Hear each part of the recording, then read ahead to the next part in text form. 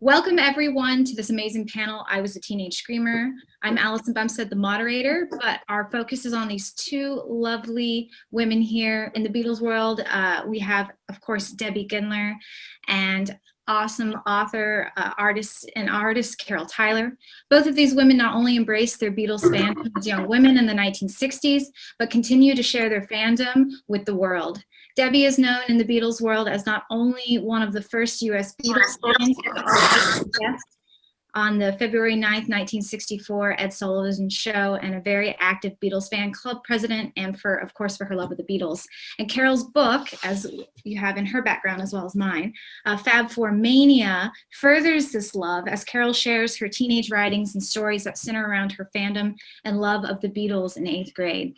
I want to dive right into this and let you ladies converse. So, Deb, I have heard you say that it was the Beatles themselves that drew you in, and Carol and Fab Four Mania, you also wrote, why do I love them so much? For starters, they're so cute. So for those of the people out there who may not know you ladies' stories, why don't you guys provide a bit of background on how you discovered the Beatles and why the Beatles? Okay. Do I go first? Yes, Deb. Okay, great. Okay, fine. So go back to 1963, and my parents' best friends were in England on a little vacation, and they wanted to bring back a gift for me. They had no idea. I had just turned 13. They had no idea what to get me. So they were walking, from what I could tell, through Piccadilly Circus area somewhere and saw a record shop. And they thought, oh, we'll bring her back a record. So they went in and they asked, what's your best-selling record? And this was April 1963. And the person behind the desk said this, and gave them a copy of the Please Please Me album that had just come out, and it was doing, selling astronomically. So they brought it back, they gave it to me, and to reference what you said, Allison, that they're so cute, I looked at the cover and I thought, oh, are these guys cute? Okay, that is the overwhelming thing that I always sort of, oh, they're so cute, before I even heard the music. And I put on the album, and that's when I fell in love with them. And I tried to get my friends in school. I, at that point, was in 8th grade.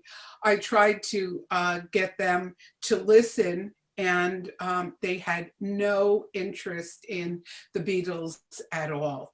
As a matter of fact, we were in the local Grand Union supermarket, my mother and I, shopping, and a mom of a friend came up and said,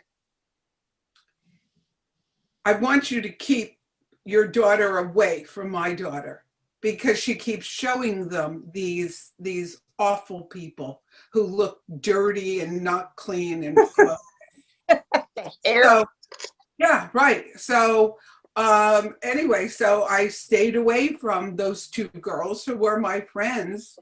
But no one seemed to have interest in the Beatles until, December 1963. But that's where I first fell in love with the Beatles. Before hearing their music was just from the album cover. Wow, no words for keep your daughter away from mine. Yeah. Boy, was she wrong. Right. Scruffy blokes. They called them the scruffy blokes. I saw both women at my 50th high school reunion a couple of years ago, and I still have a problem talking to them. It made such an impression on me that I just knew to stay away. Yeah. Wow. Yeah. It was a criteria for deciding whether you like somebody or not. That's definitely true. Right. Do you like the Beatles? It'd be like one of the first things you'd ask somebody. Sorry, Right. I'm trying to get my frame here. You'd say, do you like the Beatles? Remember saying that to people? Hey, do you like the Beatles? And then that would determine whether they were like, okay or not. Right. A lot of guys would say, girls music and stuff like that. So for Carol, what was your first encounter in memory? What got you into the Beatles? Well, it was hearing them at first, like there was some buzz around school and on the radio. I was definitely tuned into listening to the radio. And I think by the time I knew to watch the Ed Sullivan Show, I mean, we all watched it as a family, but we knew to watch it specifically because of this band. And then I remember being in the house, winter. Our house was very nice and toasty. And I just remember the family around and sitting there. And I think my brother and his friend Jamie had come by with the record, the 45. And they were playing it before the thing. And I remember my parents were like, turn that off. You know, it's junk on the 45. And the 45 had a sleeve with their picture on it. And so then when we were watching, and then when they came on, it was an immediate jolt. I just was like, there's no words. I just went to the set, but I had to act a bit normal because, you know, the family was they were like, oh, look at this. They need to get haircuts, you know. Everybody was complaining about the long hair. That was just so terrible at the time. And it wasn't, but think about that was considered shocking, and that their hair was too long and they were scruffy. Scruffy blokes was the word. And then I was like smitten at the moment. It never left. I was so smitten. And I had to hide it. And so I took that record sleeve that Jamie had brought the 45. Please me, I would assume. I don't even remember. I just remember I saw the sleeve there. It had their image on the sleeve, their picture. And so I sat on it on the couch. And that's how I got my first picture of them. And Jamie and my brother Joe, they were looking everywhere because he had to go home. Where was this thing, the sleeve? I was sitting on it. I just acted like I didn't know what was going on, but I had to have their picture. I had to be gazing on their faces once that TV set went off, because mostly I was hearing them through the radio. And so and you have that picture with you now. Yeah, I still have it. It's all folded up. I had to fold it, stick it under my and then I cut it out. I cut away the rest of it, so I just had their images here. And this was like, I think I know I carried it to school because I had a certain way that I could fold it and keep it in my stuff and not be suspected, because every now and then I'd have to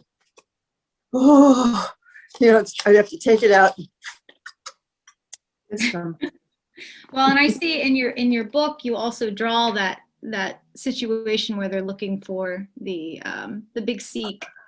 Yeah, they all got their jock jerseys on. They're looking for the stuff. Yeah, looking for it. That's pretty awesome. Wow, that's fantastic. So what were ways in which, when you went to school and you were with your fans, that you expressed your fandom? How did you celebrate and share your love of the Beatles between you and your friends? Well, I had a little bit of a different situation because I actually was in the audience at that first Ed Sullivan Show. So that day after, when I came to school on that Monday morning, I was like, I went into my class, and I remember I was sort of sitting at the desk, and it was the teacher who started the conversation about me going to the Ed Sullivan Show and sitting in the audience. And he made me get up in front of the whole class and recount what had happened and what went on and everything like that. So afterwards, at lunchtime in the cafeteria, everyone sort of started coming around and wanting to hear it again and again. So at that point, I think it was just a thing where, as Carol sort of mentioned earlier, the girls especially, there were a couple of guys who were interested, but not really. It was mostly a girl phenomena at that point.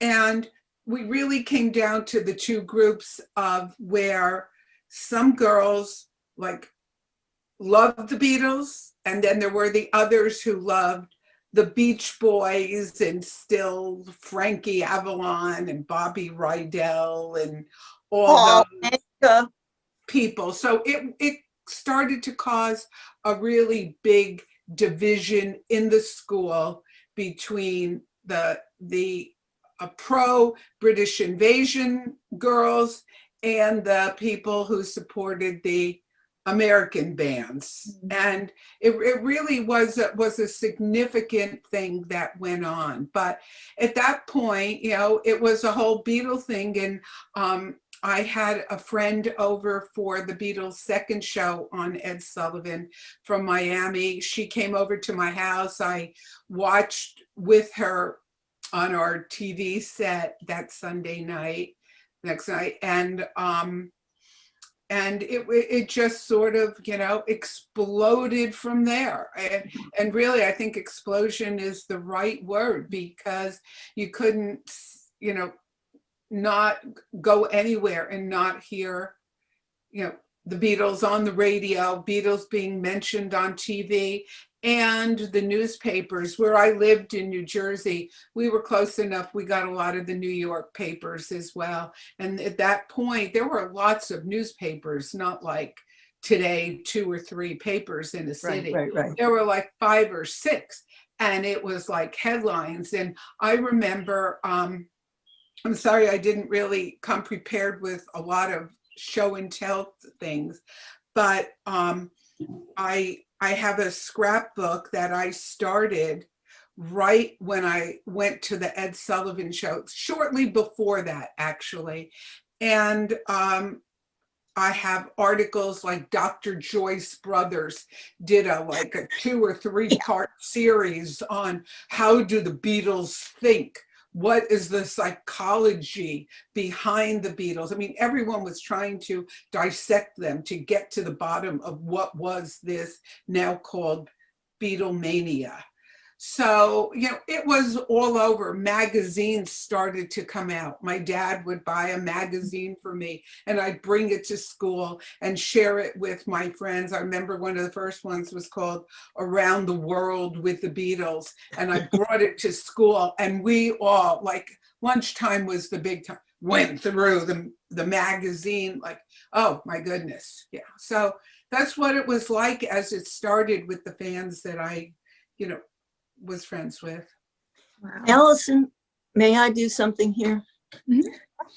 Deb, let's play school, okay? Ready? Yeah. How close did you get? How close did you get at the concert? Did you see them? Did you get the... Right, exactly. And that's really what it was like, you know? So like when I went to the Ed Sullivan Show, I was like, and you know, I was on the balcony, or the mezzanine, really, they called it, the mezzanine. How close did looking you get to that? down. How close? Like so close, so close. Oh, Like this close that we were breathing the same air, you know? oh, So you're that's- breathing the same air.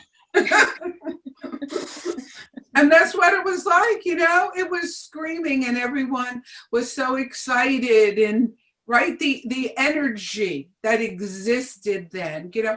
And everyone goes back and says, oh, you know, was it because, you know, we were cast into such a sadness with the JFK assassination and things like that? You know, it affected us, and I think it did play into it. But I think that for us, we could hear that there was a revolution in music happening, and we understood that. It was a step forward in our culture, in what was happening, in our dress and hair, and just the world around us. Wow. Wow. And you know, we would be in school, and teacher would be going on, and this is the truth. You would, if you were in my class and I would have been secretly writing you a note, because all we ever did was want to tap into that as much as possible. It was radio after school. It was notes in school, in between actual school, on the playground, lunch, whatever, looking at magazines, like you said, having sleepovers so you can play continuous music and, you know, just be excited with people together, listening again, zoning out in your room, just like listening. I mean, it just was seamless. For me, it was seamless. You know, I didn't have a time when I detached. I loved the Beatles. It informed every single thing I do. I did at the time. I still kind of do. I mean, there were events that have happened over my life that involved the Beatles that really did shift or help inform my decision. It helped me figure out what to do. It helped push me forward. You know, my daughter's name is Julia. You know, I mean, it was just, it was like joining the best club on earth, signing up for life, because there could be no other way. I mean, they were the ultimate. They still are to me. Wow. Yeah, I get that, you know. Absolutely incredible. And I'm going to ask some things based on what you said later. You're going the direction that I wanted to go. So that's beautiful. So as some fans, I feel like I want to know, because as a collector myself, as a you know, and my father's much older, so I'm actually a second generation fan, and from him, and you know, he doesn't have anything.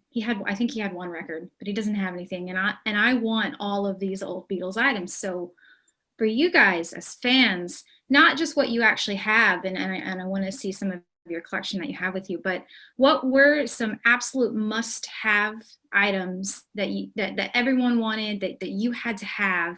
What were the most popular ones? And of course, what were some things that you wanted and you could not ever get a hold of? So I'm curious here. Well, first and foremost, the easiest thing to do was go up and get cards. You could get these at like Woolworths. You know, collecting Beatle cards was like, and who cared about the gum? It was really nasty. I think these were Tops. Yeah, Beatles. it Was was it Top? awful tasting. Awful gum. Pink gum. Yeah, it was terrible. But you get a pack of like maybe 5 or something. Five And then quickly go through and pick out, and then you can do various sortings, just portraits, maybe here's two, maybe groupings. Wow. And so it was like a challenge. How many stacks? I just have a few here, but you know, get stacks of cards, trade, not necessarily trading, you could trade doubles maybe. For me, it was like I had to talk about in the book, babysitting, so I could actually have the actual albums, you know, actual albums here. And the magazines were great. Anything to put on the walls, because I plastered my walls, so, you know, pictures. And Deb talked about the newspapers. Well, you had morning edition, midday edition, and the evening edition. So with each paper, you had 3 chances to cut out little bitty, like when they listed the, for scrapbooks, when they listed the movie, they didn't just say Hard Day's Night is playing at the following theaters. They would have by individual theater the little glyph of Hard Day's Night, and I, like a spaz, I cut them out. So I had hundreds and hundreds and hundreds of little tiny newspaper, any little Beatle-y thing. That's how much of a spaz I was. But in terms of like an item that I really, really yearned for, the first thing I felt like I could, well, I got a set of drumsticks for Christmas, because of course I wasn't going to get a guitar, a Hofner bass or anything like that. But the first item that was kind of pricey that I had to have when I went to the concert was the cap, like John had, the Beatles cap. Oh, okay. Yeah. And I got it in that kind of crinkly leather thing. But remember, my access to stuff as a Beatlemaniac was limited to what I could afford from my babysitting money. So, and my parents they didn't do anything for me in terms of like, oh, honey, here's this or that, you know. So I had a real tough, hard thing of it. And so like, that's why I could go ahead and get the cards, could afford those and magazines and stuff like that. But I really splurged on that hat. It was expensive at the time. Sure, sure. See, I had a very different experience than Carol. It seems like you had a lot of support with friends and friends who were really Beatlemaniacs. Five people. I would have really enjoyed that. What happened with me is that I really didn't get the support. I mean, there were people in my town in New Jersey, friends in the classroom, who loved the Beatles, appreciated the Beatles, but no one quite like me.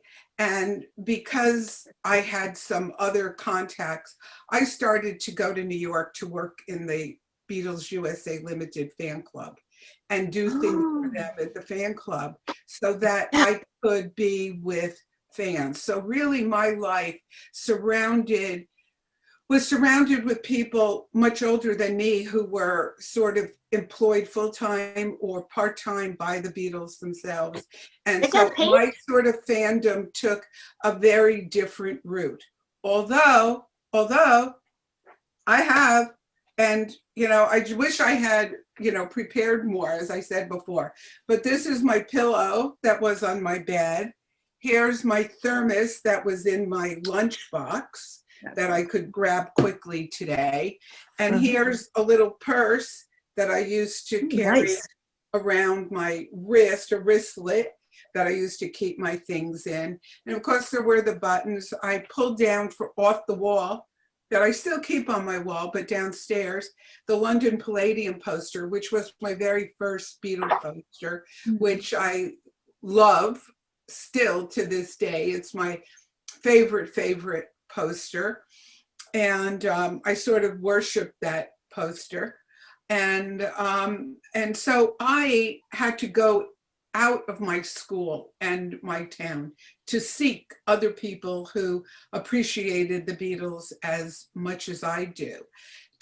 And I would go into New York from New Jersey. My grandmother lived not far from where the Beatle Fan Club official headquarters was, in the office of Brian Epstein's lawyer at the time. His name was Walter Hoffer, and he gave over a supply closet in his law office where the official fan club was run out of.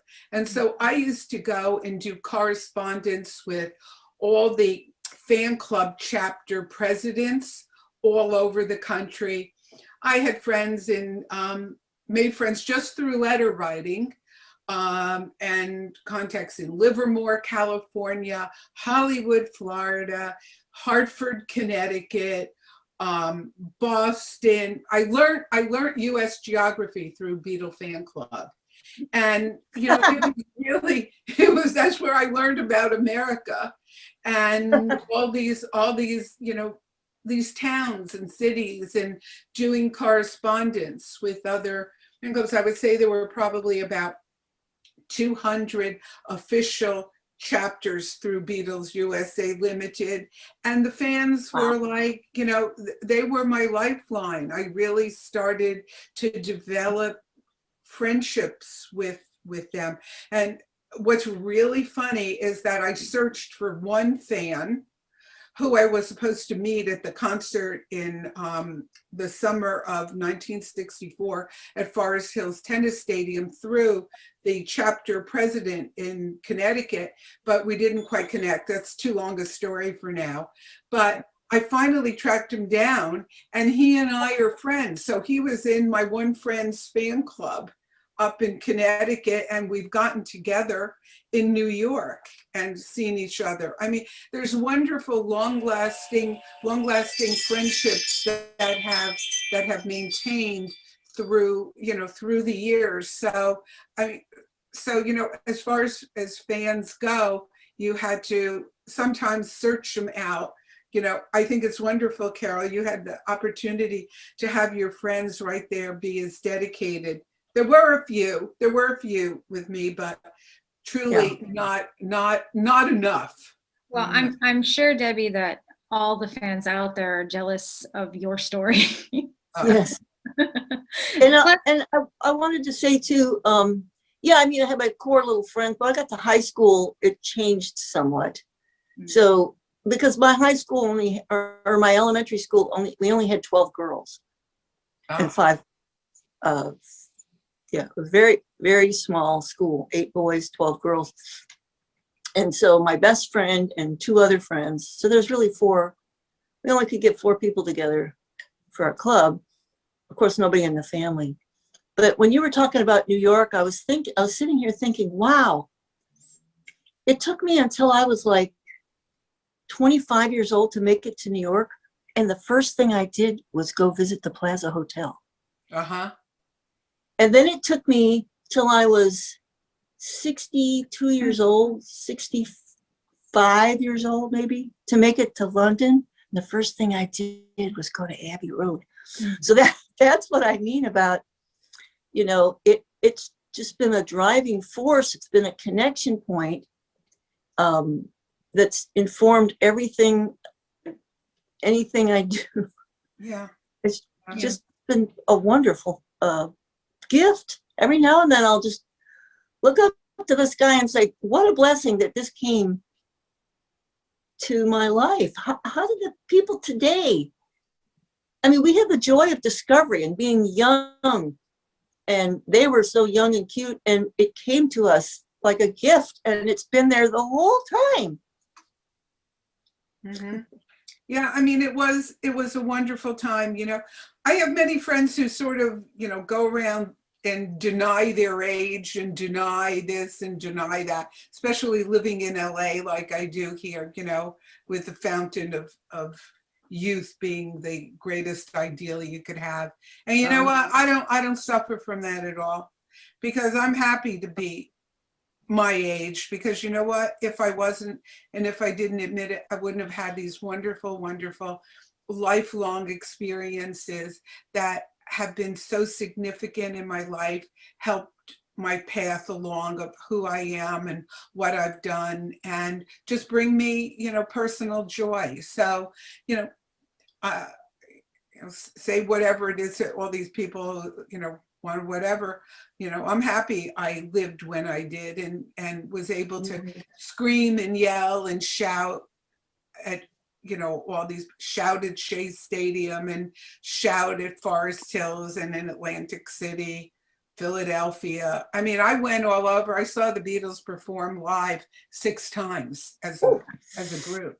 Well, I'm going to ask another question, because at the very end, I'm going to come back and talk about, you know, the Beatles with you guys, like now and the present. And I just have to say, as someone in my 30s, I feel like I've really missed out on, well, what I mean, I share a love with you guys, but I can never share that moment that you guys got to experience. And it's just lovely to hear it, because like I said, Carol, when I was reading your book, and then of course, Deb, when your book hopefully comes out, I would love, I feel so much joy just listening to you. I feel joy. So here's my next question. Yes. During separate interviews on Something About the Beatles, and by the way, audience members, if you have not listened to each, Debbie and Carol both have their own episodes on Something About the Beatles, and it really goes into detail in their stories. If you haven't, I suggest you listen to it, because they're just magical. During your separate interviews, you ladies both discuss picking out your outfits. Carol, you discussed preparing for the August 20th, 1965 Chicago concert. And of course, Shea Stadium for you, Deb.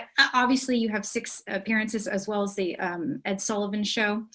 Can you guys elaborate on selecting your outfits and getting ready for those concerts? Because I think, Debbie, you specifically said that you missed one of the Ed Sullivan appearances because you had to get ready for Shea Stadium. So what were you selecting? Why? What was going through your mind? Right. Well, I had the fortunate opportunity of meeting the Beatles when they landed in New York on August 13th, 1965, 2 days before Shea Stadium. And the following day, they were going to be taping for air later in a month later or so on the Ed Sullivan Show in September, their segments for Ed Sullivan. And so they were having a live audience assemble at the Ed Sullivan Theater. It wasn't called Ed Sullivan Theater yet then. It was still Studio 50, I think.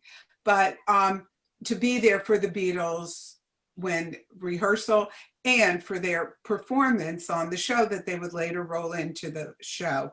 And I got an invitation to go to that show, that taping. Could you believe I said no? Because I had to go home to choose my clothes on what I was going to wear to Shea Stadium. That is how I gave up sitting at the Ed Sullivan Show a second time to go and choose my clothes. And I can't tell you what went into it. I had like this dress on first with a empire waist tie, and then I thought I'd wear that. Then I thought I'd wear something else. Then I got myself, and this was really being a fashionista back then, I got myself a pair of bell-bottom navy blue jean-like denim pants with a blue and white striped top. And I thought I was going to wear that forever and ever. But I went out and I changed it. But deciding on what you were going to wear was really important because you just never knew if the Beatles would spot you. They'd spot you and they'd say, "Hey, bud, come be with us." That's right.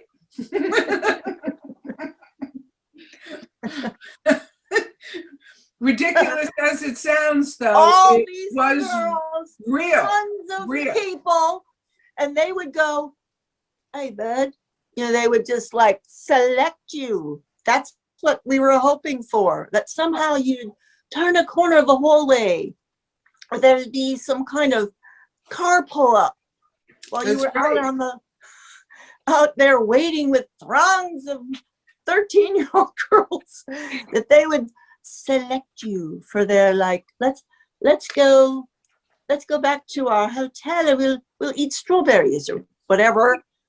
I think that if I hold this close, there is a shot of me screaming at Shea Stadium. Oh, wow. Oh God, how lucky that you have that. Can you see that there? Yeah. And it's also is it All My Lovin' that you're the first girl that I'm in All My Loving on the Sullivan Show. Yeah. Yes. You can see me screaming and like this, like that. Yeah. During All My Loving. Yeah. That's amazing. And so Carol, I have, because you put in your awesome book, Fab Four Mania, you have the image of you selecting. I mean, you took the time to illustrate this awesome experience here. So can you describe your experience on getting ready for your concert?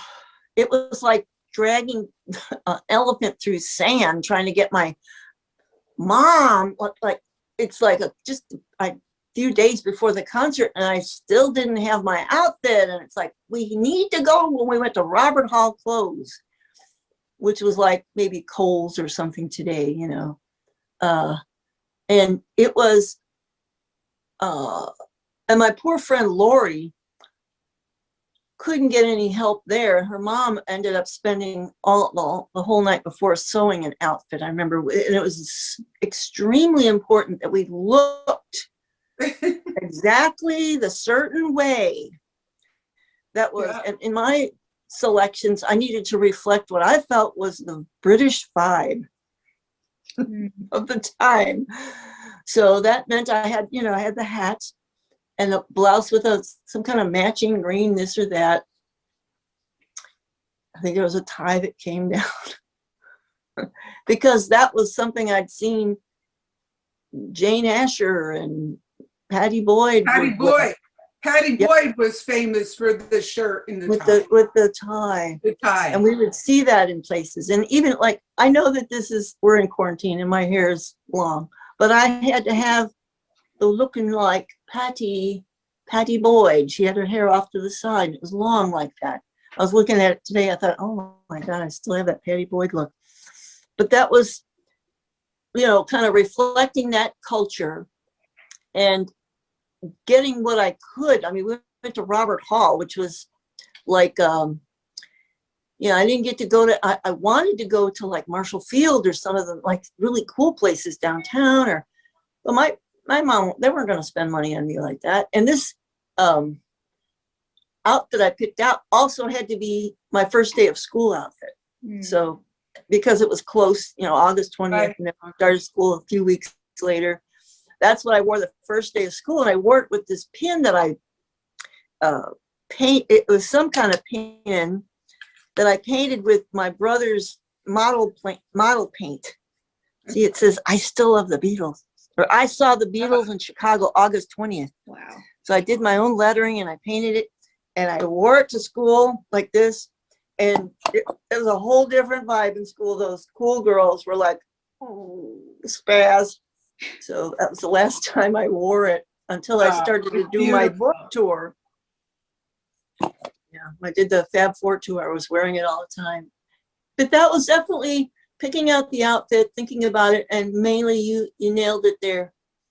If we were to have an encounter, so you saw in the pictures, we were not wearing our slob clothes. Everybody was dressed very nicely, and they were trying to wear their best. And it wasn't Sunday best, it was like a fashion best. Sort of, you know. Definitely, when I look back through at the pictures of the crowds and the hordes, it's like a lot of Peter Pan collars, a lot of certain way that the hair would be. Yeah, definitely reflecting the times and yet also trying to look as nice as possible. Wow. Very cool. Okay. I was just, both of you mentioned it, and I think of it, you know, I obviously, like I said, well, we know I wasn't there. But when I got to go to the first concert of my choice, I mean, that's all I could think about was, what if you meet them? What if you get to meet the group? And so, yeah, the best outfit I could find. Okay. So what everyone wants to know, what were the concerts like? How did you feel before, during, after? Obviously before, you were frantically getting ready and perfecting yourselves, but what were they like? And I obviously know that Debbie, you've been to many of the concerts, so feel free to elaborate on all of them as you please. Okay, I'll go as quickly as I can. My very favorite was my first actual Beatles concert was my favorite, and that was at Forest Hills Tennis Stadium in August of 1964. It was it was just the exact opposite of Shea Stadium, where there were so many people screaming at Shea Stadium. Forest Hills Tennis Stadium was small, intimate, and it was an amazing concert. It was just beautiful. Yes, there was a lot of screaming, and as I tell people who always ask me, well, there was so much screaming you couldn't hear them. Who cared about hearing them? I didn't go to a concert to hear the Beatles. If you wanted to hear the Beatles, you put your record on your record player and listen to them, right? Yeah, exactly. Right. The point of going to a concert was to be in the same place, to breathe the same air, and just to experience them as them. I didn't care about hearing. And I really never heard them in a concert ever. But the bottom line is that, and I barely remember them on Sullivan and how I was feeling. I mean, I remember the songs, but you know, but the thing is that Forest Hills was small, intimate. I'd say there were probably like maybe 17,000 seats in that stadium. I mean, it was really nice and small and a beautiful location. They arrived late. very late because, and this is, I read much later, years later, there were problems with their helicopter taking off, that they weren't getting clearance from Manhattan out to Forest Hills, Queens. And so there was all this delay. They got there so late. But I really can say that that was my very favorite concert. Shea Stadium, of course, just because of the vastness, the uniqueness, and the excitement of being there. And I had just met them, you know, on Friday, and this was on a Sunday. So it was really, really exciting to have actually touched their hand and then to see the concert. Plus the fact that Bruce Morrow was there, as was Murray the K, and these DJs that I had always listened to and things like that. So I had a personal connection with that one, and that seemed to be over in a flash. That concert happened so quickly that honestly, I only remember screaming and one thing of the concert, John playing the keyboards with his elbow. Those are the only two things I remember. No. And I remember also one girl climbing over the fence and running for the Beatles and getting apprehended by 2 security guards. So I saw them down in Atlantic City at the convention center. That was nice. And Suffolk Downs in Boston and Philadelphia at the convention center. Yeah, so, you know, what can I say? But Forest Hills, definitely. So as I elaborately wrote in my book, and I did because, like I said, I wrote down every detail in this little booklet that I had put together the day after. Well, I did have some entries from the few days before, but I wrote down everything from,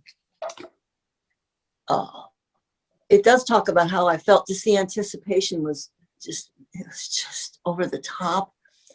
I was thinking last night, how did I sleep the night before the concert? I don't know, because it was just, my book is a slow build up to the concert. Mm-hmm.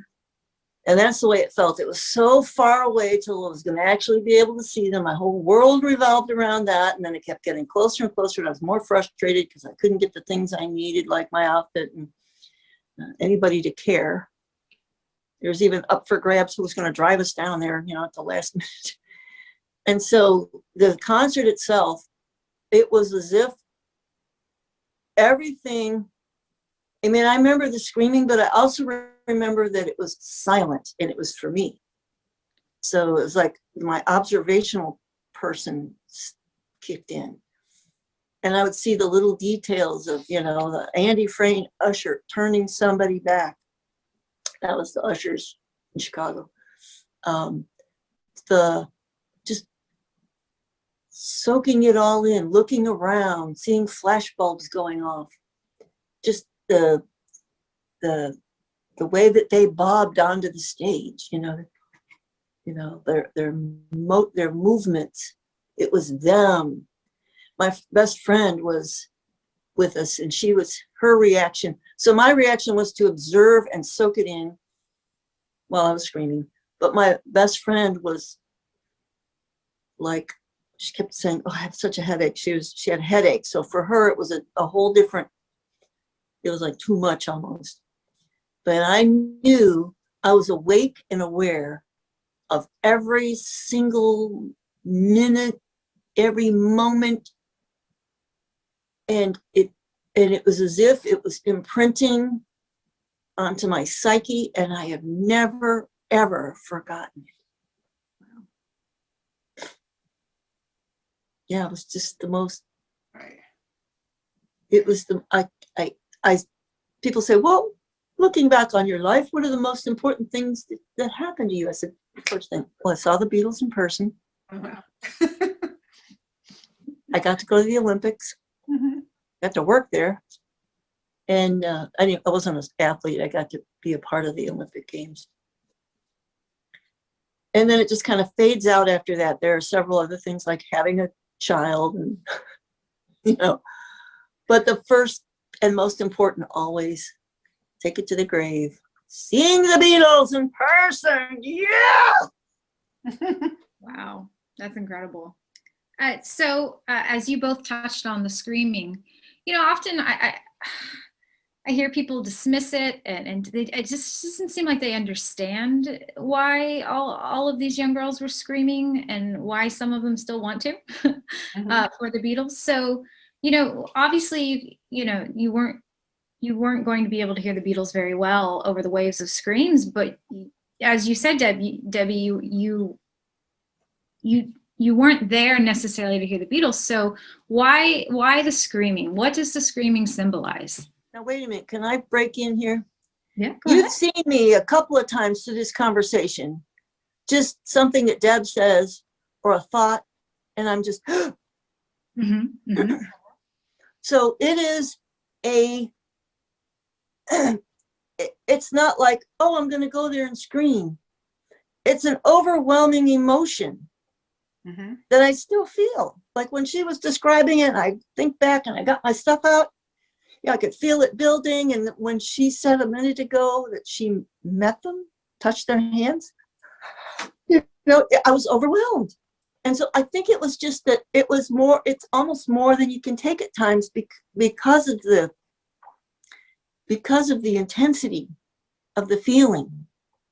And so it's not that it was like, I remember thinking there was people kept talking about the screaming. That wasn't the thing. The thing was to be present with this thing. And then it was just this emotional response. So I didn't go there to scream and be a screaming girl. I went there to be a part of this thing that had overwhelmed me. It's like hard to explain. I know people who just, they do not have that emotional response.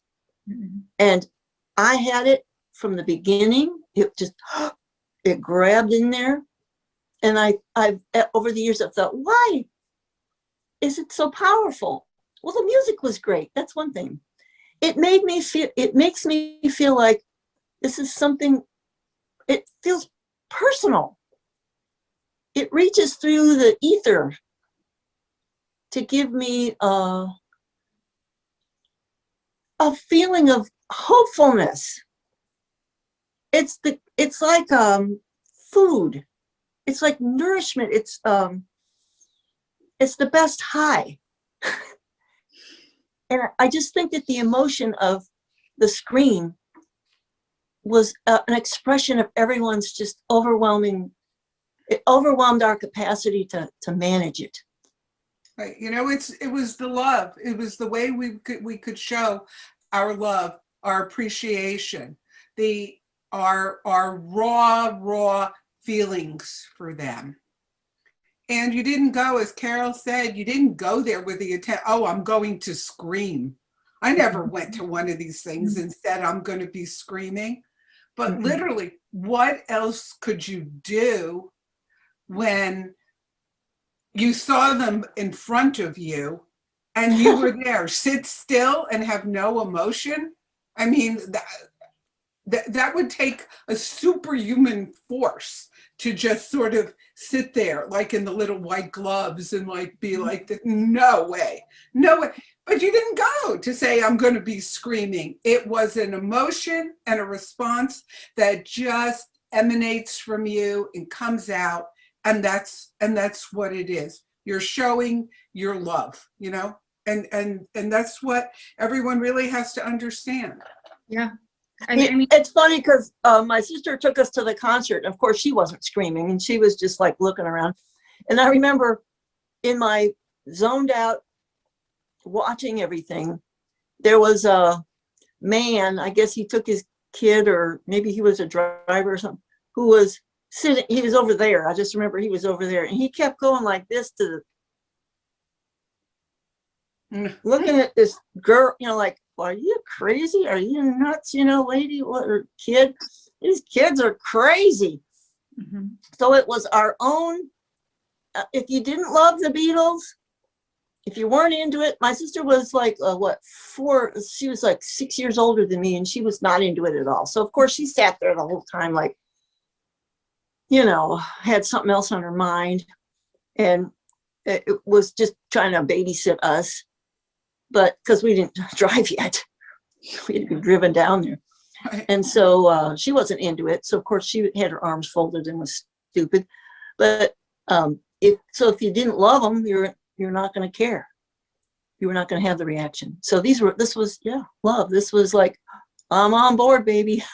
I'm a believer. I'm here with you.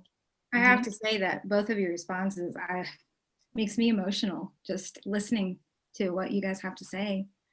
The love is definitely still there, and it's very joyful. And thank you both for sharing that. I think a lot of people need to hear that, because a lot of people dismiss that, screaming girls, and same as that I write about teen fan magazines, and that's another issue, is people dismiss that as well, and all of that connection. So thank you so much. Absolutely joyful. So to move on from that one, because your love just,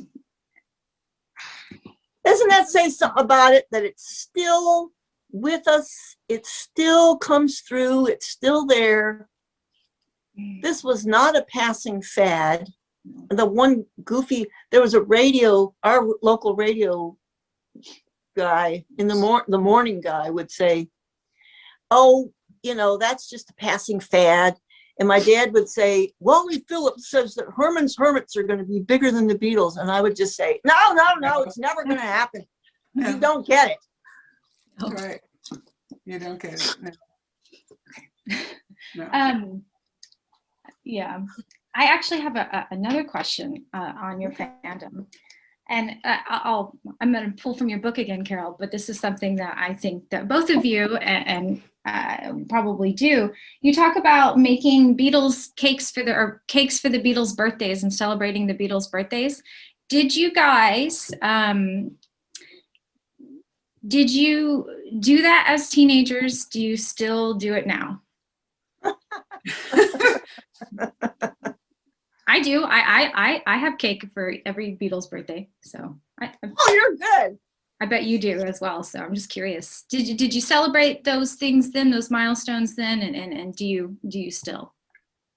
We I don't know, Deb, about you, but of course I have matured a bit, and so you have to understand that book, Fab Four Mania, goes all the way up to August 20th, and it stops. So it's through help.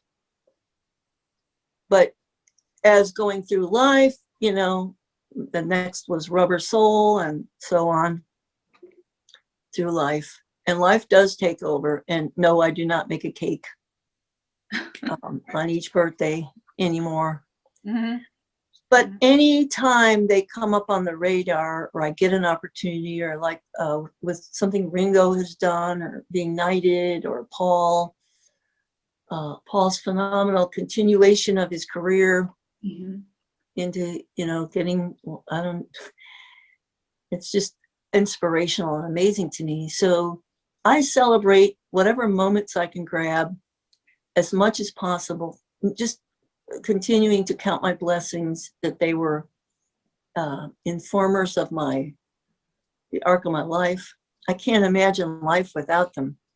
And they're just, I think I just sing praises. There's just times when I get that overwhelming feeling, and won't necessarily bake a cake on their birthday. It's just that they come in waves and moments that are treasured, that that are unexpected. So like right now at this farm that I have there's a barn that has to be rebuilt and torn down. And then I saw an article where Paul was standing in front of he's got a round building on his property, brick building. And I thought, I'm just going to build me one of the round buildings like Paul McCartney has. Yeah. And call it the Beatle house right there on my little, instead of just a barn thingy. A storm blew it over. I got to replace it. So, and then that'll be a thing. these paying homage or grabbing a hold of as much of that and pinning it into my experience as possible. Yeah. I mean, I never baked a cake for their birthdays, okay? But every year, February 25th or October 9th or June 18th, July 7th rolls by. Guess what? I still think about it every year. Yeah. Every year, July 7th. I don't, Ringo lives very close to me here and in LA. He lives actually 3 blocks over and 2 blocks up. He donated. He donated to the city a statue of his signature with the peace, love. And I went down there when they dedicated it about a year and a half ago, shortly before the pandemic. And he was there and for the unveiling, and I took a bunch of pictures of him and things like that. And you know what? It's like I try and celebrate those good things of their birthdays, or go when the statue is unveiled, or the one thing I do not like this past year, right in December, was the 40th so-called anniversary of John's passing. Guess what? I do not, and I didn't watch like TV shows, celebrate, read, relive. You know what? It was a dark, dark personal day. I know it in my head. But you know what? It's like, I turn off those news stories. I don't have to see it. The bleakness and the darkness of that day lives inside of me. And I just and I think the word anniversary is, I don't know, I've always had a problem with that word as an anniversary for like bad events as well as good. I don't know. It's like, to me, like maybe an anniversary is associated with happiness or a marker and things. This is such a bleak date. So yes, but on their birthdays, I think of them. I mean, I got to tell you, a February 25th would not be a February 25th unless I sat there and thought about George Harrison and thought about his life and thought about his meaning to not just me personally, but the world. But I never baked a cake, but you know what? You gave me an idea. Maybe this year, since we're stuck at home so much, maybe I will start baking a cake. Yeah. Maybe I'm going to do that this year. Let's see, whose birthday is next? Yeah, Paul's, I guess. You know what? Maybe I'll bake him, a 79th birthday cake. I'll do it. I'll invite all of you to his birthday party. Yeah, we want to come to your party. Okay, I'm going to bake a cake. You're all invited. I'll annoy you with all of my, let me see all your stuff. I want to see your cigarette packet and glass. Oh, you do? You know, I was my stolen merchandise, yeah. You have what? Well, when I went to meet the Beatles really quickly at that press conference on August 13th, before they started that big tour in '65, where you saw them, Carol, when they arrived from the airport, they checked into the Warwick Hotel and immediately had this very large press conference in New York. Oh, yeah. Warwick. And that's the one I was fortunately invited to. And that's when I finally met the Beatles, after the press conference. And when I was sitting there, everyone had left. The press conference was over. I had my little Brownie Instamatic with a cartridge. And I had, you'll appreciate that because of your book with the detail. Yeah. I would have drawn a picture of my Brownie, my Instamatic with the cartridge, and having to change the Sylvania flash bulbs in between every picture. You know, it wasn't easy like digital today, where you could, there was a lot of work that went into even taking a photograph, that each one needed its own flash bulb and whatever. So I sat there, I was sitting there in my seat, and I was told by Sid Bernstein, the promoter, that someone would come down and bring me upstairs to meet the Beatles.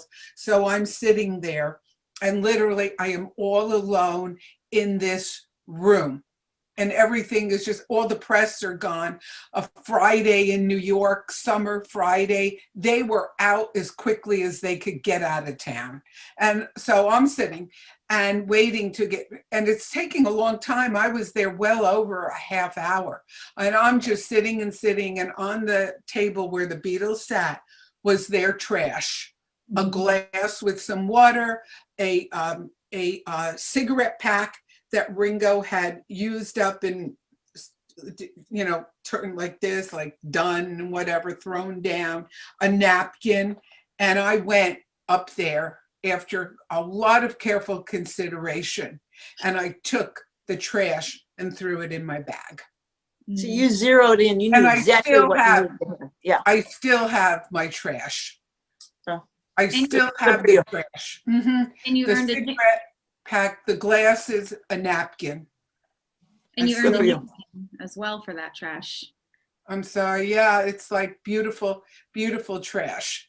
But If I could draw as lovely as Carol, I would draw a picture of my trash and the cigarette, but I don't. And it's like, it's sitting there.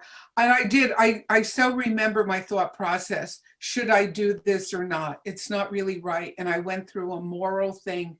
And then I said, I will never have this opportunity the rest of my life. And I took it. Well, and somebody noticed as well, right? Yeah. When I did meet them, everything was in my bag. And I met George first, Paul second, and when I got to John, the water that was in the glass mixed with some of the ashes that were like loose in my bag, and ugly water was dripping on the rug. And it was John Lennon who made fun of it. I never got to meet Ringo because John was just so, for lack of a better terms, rough on me over this, and asked to see my bag, and I opened it up for him to take a look at. And he goes, "That is rubbish." And I said, "Yes." And he goes, "You took our rubbish." And so that was not so good. But anyway, yeah. It worked out okay in the end, though. They offered me a sandwich to stay and eat a sandwich from the stage deli, and I said, yes, thank you. So you're thrilling me, just the thought that you were with them. But Carol, you'll appreciate this, you being such a fine artist. Who was there in the room talking to Brian Epstein? Andy Warhol. Yeah. So Andy Warhol was there in the hotel suite. That was really exciting. Not that I went up and said anything to him, but it's like I saw him. Yeah. They were making the scene with, oh my God, what you brought up too about, when we're talking about anniversaries, I did get very, very, very thrown overboard when John was murdered, assassinated. Right. I was living by myself in a little town, and just kind of in between school and whatever's coming next. I wasn't sure. And I was working at a dumb job. And when that happened, everything got crystal clear that it was as if it was the most personal affront. It was I couldn't figure out why anybody would want to do something like that.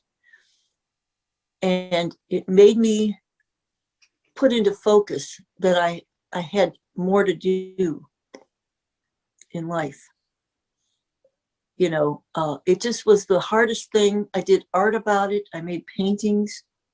Actually, I made some paintings that when I made them, it was like, I didn't know why I was making certain shapes or why I was putting something together. And then when that happened and there was a description about what happened, it was as if I had captured something in the air because it was in these paintings. This one painting I did, it was like, holy, that it described on an abstract level, and you can see it if I was to show you what happened. I don't want to talk about it, but, and then I made pictures afterwards. And it was one of those things that just, it was like, I'm not fooling around anymore. These guys gave me a promise. They brought me to a place. They've given me a great gift. It's going forward. I'm taking it forward, Johnny. Don't worry. I'm going to do things. Wow. Wow. Wow. Yeah. Well, We're going to carry on here. Yes.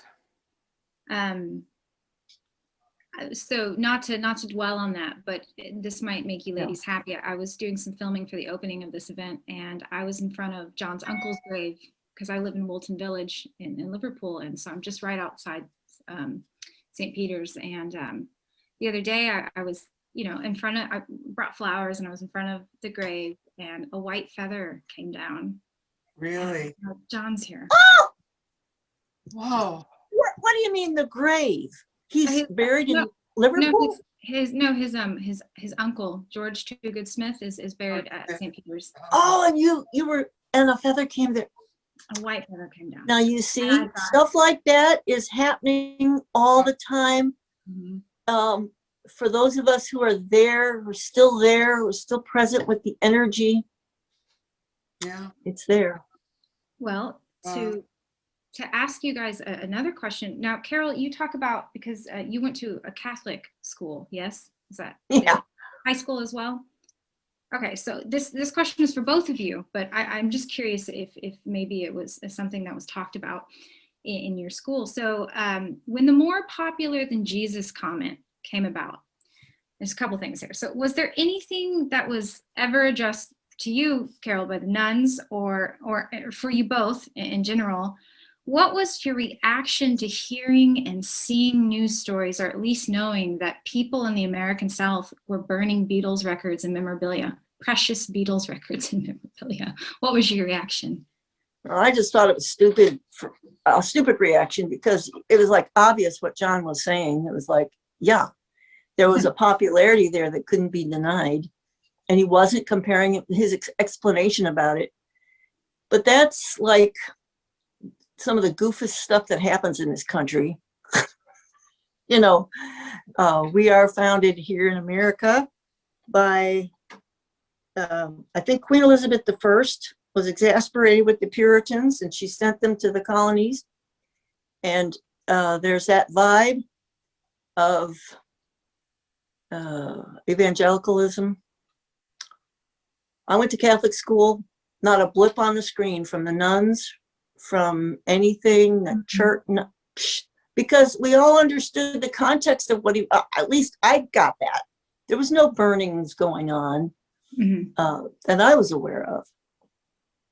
To me, it was just like, oh, come on, you know what he's talking about. You know, I got it.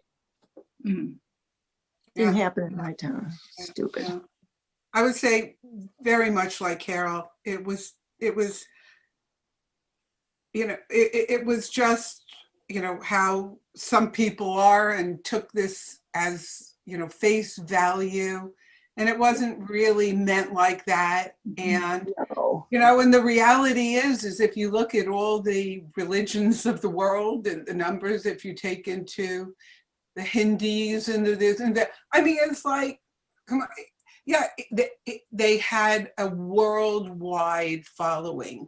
Yes. And, you know, and it was just in the terms that he, you know, said it. I mean, you know, the comment came out months and months earlier anyway in England. And then it took several months for this article to be republished in the US in Date Book. And, you know, was just, I hate to say it, but, it follows a lot of what's happening in America now. And it's just, it's, I bet you all those people are really sorry today that they burned a lot of their things. Oh, and yeah, and I'm sure some young people. Or they don't care. Or they Or it's just like, like, and not caring because they've forgiven it. It's just that, I don't know where people park their minds sometimes, but there you go. I think that, yeah, I'm sure there were some young people that, they didn't have a choice and their stuff was taken from them. So that, I have to tell you, at my little chapter of Beatles USA Limited that I started, in addition to volunteering at the national headquarters, I had my own chapter in New Jersey, and it was fairly large. There were a lot of girls who were not allowed to join the chapter that wanted to. And so I paid their dues for them because they were desperate to be members. And I paid the dues. And the saddest part is that they couldn't receive mailings at home of the newsletter, the membership card, the script to A Hard Day's Night, all the things that were sent out. Their parents wouldn't allow them to get it in their house. They used my home address, and when they would come for like monthly Beatle fan club meetings, they'd collect their mail that came to my house. They couldn't use their own address because their parents said no. They didn't like them. They thought that they brought bad things to America. And so they looked at them as a threat of some sort. Wow. That's it's so amazing because when you talk about worldwide appeal, I mean, it's like every single piece of culture was imprinted and was affected by what the Beatles did. So it was like men would go to work with a white shirt and a tie and a suit. So with the Beatles, they're starting to wear shirts that had different colors, or maybe they had a stripe. Mm-hmm. That was like earthquake. Yeah. The hair, the sound, the clothing, the attitude that you could be playful and not serious and sober all the time. Mm-hmm. I mean, we'd come out of World War II, and those guys were, just trying to forget that and live their lives. Yeah. So there was a vibe to them, and it did affect everything, and it did influence everything from the widths of the bottom of the pants to the widths of the lapel, the whole Carnaby Street. This I showed you a little bit earlier, but Yardley products. I have the lipsticks here with just the promise. These things were little passports into that ethos of freedom and playfulness and the willingness to flip things over and maybe try it this way or be a little searching. Yeah. Making something, it just came out of the air. It came out of them. It was the energy. And it was infectious for those of us who wanted to go ahead and see that, yeah, they bounce around. They're, it's buoyant. It's liberating. Because there was that vibe in this country. Ugh, it's still here. Like I think about, what the Beatles, how would they do if they came today and be like, oh God, there's somebody would be complaining and somebody would have the hidden truth and then they'd a bunch of lies and it would just be, they would just turn it to shit. Yeah. That wasn't there, it really didn't, we were fortunate. So when you guys first, discovered the Beatles and were diving deep into your fandom, did you want to come to Liverpool? I did a really spazzy thing. I knew I was never going to make it there. So my friend and I, back then, this is going to show my age really here. To make a phone call, you'd have to pick up the phone and dial the operator. and ask for a long distance call. So we figured out a name that we thought was like a British name. And we called up and asked the operator to connect us with the Liverpool operator so that we could talk to, I'm not sure right now what the name was, just so we could hear the accent of the person in England on the other end of the line. I'm sorry, that person is not available. It was like, ooh, a London accent, a British accent. Woohoo! That was so exciting. No, I was never going to make it to Liverpool. I knew that. I could barely get out of Fox Lake. Yeah. What about you, Deb? I want to go? Yeah. I wanted to go to Liverpool. My grandmother lived in New York, and actually in an apartment, obviously. And on her floor in her building was this woman who was born in Liverpool. Whoa, very Okay. cool. She worked at an ad agency Okay. as a secretary, because she had in our opinion, a good accent, probably in a British thing, a Scouse accent, but it sounded beautiful to me. And I would go and sit in her apartment and just listen to her talk all the time. I just loved this woman, loved her. I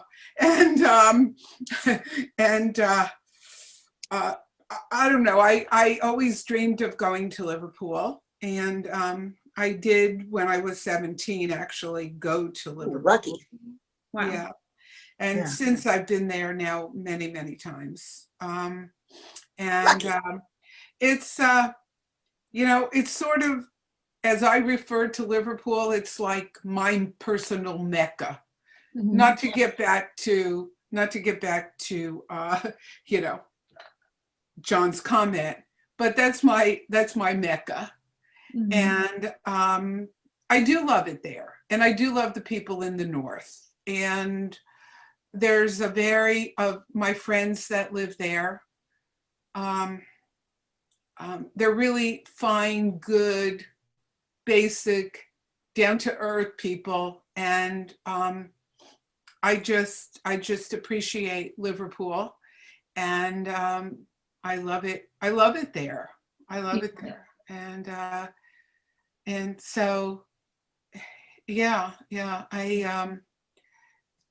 there's a lot going on there now. A lot of still building and this and that, and I see there's going to be like a Casbah hotel now, and all sorts of stuff. Wow. Well, I will say that, when you use the word Mecca, and that's exactly how I've described it in the past, is that before I moved to Woolton Village, coming to St. Peter's Church was a pilgrimage. That's how it felt like. This was a pilgrimage for me. So I'm sure that yes, I can relate to what you're saying. As a different generation Beatles fan, but I can relate to what you're saying. So, wow, cool. I'd go there in a heartbeat if I could. If I had. Carol, can I just tell you something? Yeah. Meeting you today face to face here on our Zoom and hearing you, I am going to say to you, Carol, as soon as this pandemic is over and it's safe for you to travel, you must go there. And when you're there, send me an email, okay? I will post a letter. You have to go there, okay? It will be the culmination for you and just be such a significant part of your life, okay? I have wanted to go. Go there. I just can't imagine how. That's a different story.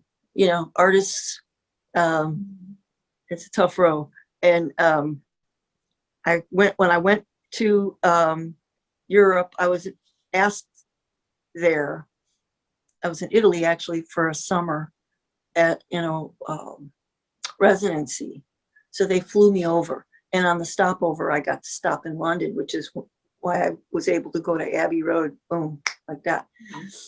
And I also have, over the years, learned to love British culture, and I got to see, I got to walk around Windsor and Westminster and stuff like that. So, I love all of that, but there was no money or time to go to Liverpool. And it's like, oh, one of these days, maybe. And I was hoping with the book. Go, maybe go. As Allison knows, right? Just go to the I'd be train station and take crying the whole train time. up. Take I'd be the crying train with to joy. go to Lime Street Station. Don't Mhm. fly there to to John Lennon International or Manchester. No, take the train I and do want that train trip. Arrive at Lime Street Station. Feel the energy that the Beatles and all the people of Liverpool feel arriving at Lime Street, going in and getting out there and walking and all the traffic and all this. It's just really, you will so love it. And now you have a friend, Allison's there. Well, and unfortunately, I have to move back this summer. Huh. I've been here for a while, so I can't complain. Honestly, Carol, I could have never ever come to Liverpool if I didn't have student loans that I'll be paying back the rest of my life. So I understand completely. I got my passport. Maybe Deb, you come with me now. We'll just Yeah, get there you somebody go. over there to say, come on now, Yeah. girls, we need you Carol, over here. you would love to meet my friends there. You would love to meet my I'm telling friends. you, I would just be so overwhelmed and crying the whole time. You Yeah. would, especially with my pals. You'd be beyond crying. I'd have to give you sedatives. So, You know, it's like, yeah. it would be incredibly exciting. Just, I can't, could you You're imagine? talented artists too. Mhm. Well, I would like to show the artwork because, you know, it's, Yeah, you could go Yeah. pad and pencil and do it would be probably a wonderful little follow-up to your book is Mhm. your trip to Liverpool. Yeah.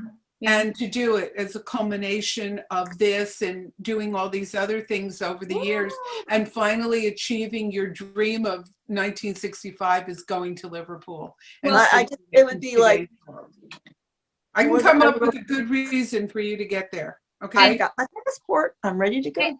And it's Liverpool is very affordable too. Well, for now, it is getting more expensive, but it is in comparison to London. It's way more affordable, and it's very easy to get around. And I know all the buses, so and it's nicer there. The people are nicer. Oh, they're so nice. They're dead nice. Just They're lovely. nice. Lovely, exactly. lovely people. Actually, when you watch the opening of this, my friend Joe McKechnie, he's a native here in his 60s. He became my friend when I first moved here, and I was very happy to meet somebody and know somebody who knew just everything. And he tells some really interesting stories about the development of tourism in Liverpool. But I felt like making friends with him. And of course others, I felt like I got to know the real, and I got to hear about it. And anywhere we walk, oh, you know this about the Beatles here. And I was like, how do you know all of this? And so, and they're everywhere. Actually, I went to my chiropractor the other day and I was walking by and I just saw a little plaque just on the side off of her building that says Brian Epstein was born here. And I was like, oh, I never looked for the birthplace of him, so I never thought that. But I was like, oh, there it is. Now I can take pictures.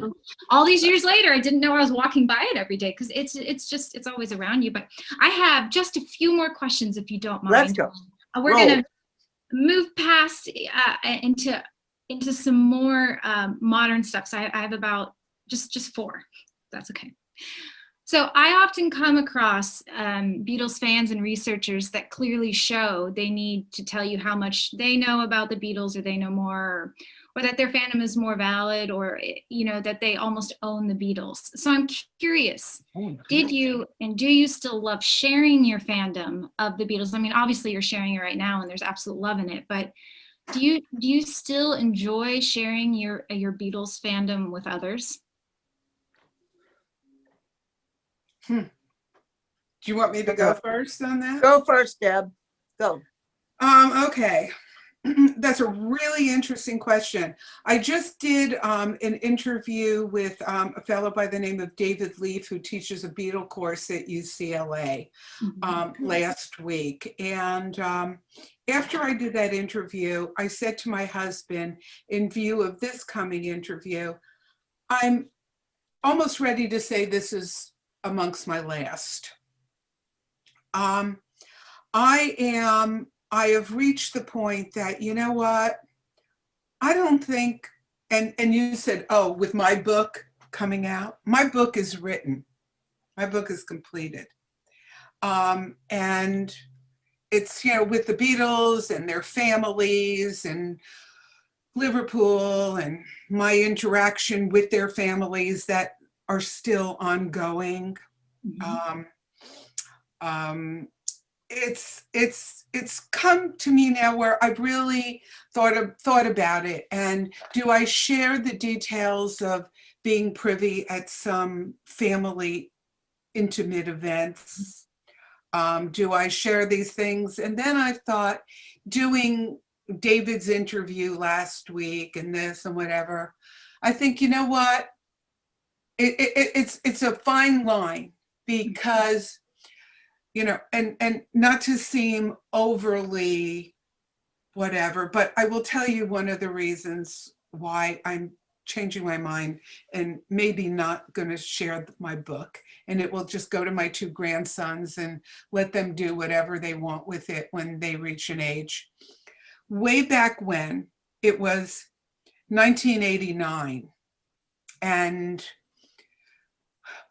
I was backstage at the Forum in LA when Paul McCartney started his tour in 1989, and he was there with Linda, and I was backstage with the family and was talking. And Linda called me aside, and she said to me, all these years, because she knew through the fan club, I had my little camera, or I had my autograph book, and I had this and I had that. And she said to me, "You've been very smart." And I said, "What do you mean by being very smart?" And she said to me, "You always sort of knew your place, and you knew not to take pictures at certain times, not to ask for autographs, not to do this. And that's why you got invited back." And I've begun to think, you know what? Whereas, yeah, I get crazed where I see all these people writing all these Beatle books, and here they are, okay, Carol accepted, because this is her personal story. Yeah. But I'm talking about a lot of historians, a lot of people who have written about this and about this aspect, and where, you know, John Lennon was at 10:41 p.m. on this date, and where the, and you know what? And it's like, mine has become like my personal story. And do I really want to share it? And do I really want to object myself to just people saying, well, was it on November 11th, 1963 that you met? Or was it November 12th? And when was this signed, and when was this not signed? And when this happened, and this, and was this, and was that? And you know what? Let it just be my personal story. And you know what? I think that all that being said, I'm now currently working for the man who owns all the Ed Sullivan shows. And I'm conducting a series of interviews for hopefully the 60th anniversary of the Beatles on Ed Sullivan. And I'm talking to a lot of the people who were there. Fortunately, Mitzi McCall and Charlie Brill are still alive, and gave me a wonderful interview on their appearance on that Sullivan show. I've rounded up 12 other people who were in the audience for the live show. I've spoken to 3 people who were there in the rehearsal show. I've spoken to 2 people who were down in Miami for the February 16th show. So I am doing some stuff, but does it have to be about me and my personal story? I haven't done myself yet. I've done like all these other people. So I'm like between, do I really want to share it or not? So I leave it out there, and I don't know. I'm not sure. So anyway. Yeah, I completely understand what you're saying. It even like I have nothing to do with the Beatles clearly, but even going into I don't write about them as you can tell. I love your stories, and I love Yes. I love especially the young women at that time. As you know, Debbie, I'm writing, or I finished my thesis on Teen Set magazine. That's why I have all my teen sets behind me. And I just think that stuff is so fascinating. So, but I do understand what you're saying, because there have been times where I have definitely felt, berated because I didn't know a fact or a little info. Oh, I actually, I know this isn't about me, but I remember I was on a plane and I had finished the Beatles master's degree here in Liverpool. And I was flying back to graduate because I had gone home and then flew back. And a man sat next to me, probably in his, I don't know, 50s. And I was 26 at the time. And I had a backpack and I had the Beatles badges on it. And he said, oh, who are they? And I thought, oh, this won't be a problem. I can talk about it. So I just started talking about, and I knew he knew who the Beatles were. But he goes, oh, good, you have 5 hours to listen to me because you really don't know anything, sweetie. And I was like, so I sat there and listened to him tell me everything and then quiz me on facts and go, maybe I should have the Beatles master's degree. And I was like, that's not what it's about. It's not about trivia. It's about the love and everything else. But I digress. No, so you to understand where I come from on this. I just feel like, you know what, why do I need to be quizzed on what I did in life? Mm-hmm. But I really appreciate you, ladies. I appreciate you. I have just a few more questions, but I really appreciate that you did decide, both of you decided to come and have this conversation. What do you think is the impulse to quiz, to challenge your reality? What's the point of that? I did this happened. Mostly I like to go down to what's the emotion behind it? How does this, how does the human experience, how am I going to be, here's an alive person during a time affected by this and such, and it was like this. Carol, I think that is all part of the whole Beatle fandom world. And I think it then ties into absolutely everything that we've discussed today and being a Beatle fan.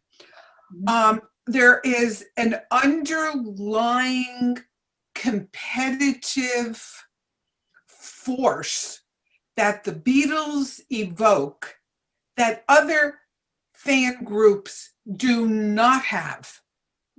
And I cannot, if I could figure that out, I do spend time thinking about it. For my job at Ed Sullivan, I've had to join a lot of these other fan things to find people like who were at the show, whatever. And I'm going to use the Everly Brothers as a perfect example. I joined the Everly Brothers International Fan Club. Okay. This is a fan club that supports each other. Okay. I can see by their postings, how, oh, you did this, you've done that, you did this, you did that. And there is a sense of we all love them together. Yeah. Beatle fans do not have that come together attitude. They just do not. It is always, can you top this? Can you beat this? Do you know this? And there is a way of pulling people down. It is a vast network of just, I know more than you do. Yeah. And why the Beatles engendered this attitude amongst fans, many of whom never even saw the Beatles perform live, ever. Okay, never. They don't know because they didn't experience the camaraderie, what you, Carol, and I lived through of going and loving them and just out of our pure hearts as young women, love them as we came of age in our own life. These people who are doing this, no, don't understand that. And there is this personal, they're mine, I know more thing. And I cannot explain it any more than that. Well, and that's why I asked, because if I'm experiencing it in my non-experienced Beatles realm, like, then I'm sure you guys have. That's all I could think about is it's an ownership.